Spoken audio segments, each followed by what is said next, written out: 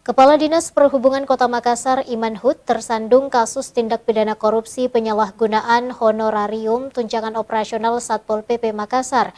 Dalam kasus ini, Kejati Sulsel menetapkan 3 orang tersangka yang sebelumnya pernah menjabat di instansi Satuan Polisi Pamung Praja Kota Makassar.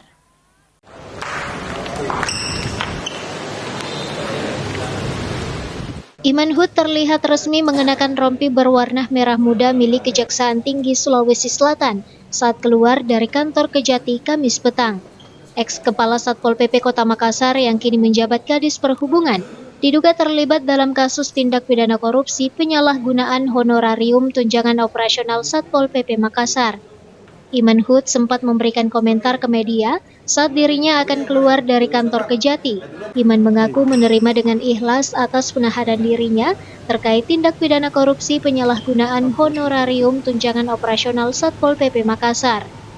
Ex-Kasatpol PP Makassar ini juga menyampaikan rasa terima kasih dan meminta maaf kepada pimpinannya yakni Wali Kota Muhammad Ramdan Pomanto dan Wakil Wali Kota Makassar Fatmawati atas perbuatan yang ia lakukan. Ini saya menerima ini semua sebagai takdir saya dan kepada pimpinan saya, Bapak Wali Kota, Ibu Wakil Wali Kota, terima kasih selama ini telah memberikan kesempatan saya untuk bergabung dengan Polda Kota Makassar.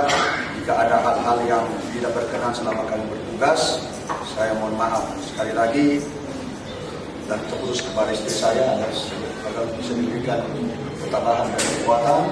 Saya titip jika ada ucapan selama pemeriksaan yang tidak berkenan kepada teman-teman dan Kejaksaan Tinggi, sekali lagi saya mohon maaf. Sekali lagi mereka bekerja secara profesional. Jadi ini fairness dan akan dibuktikan di pengadilan. Sekali lagi saya mohon maaf atas kekurangan.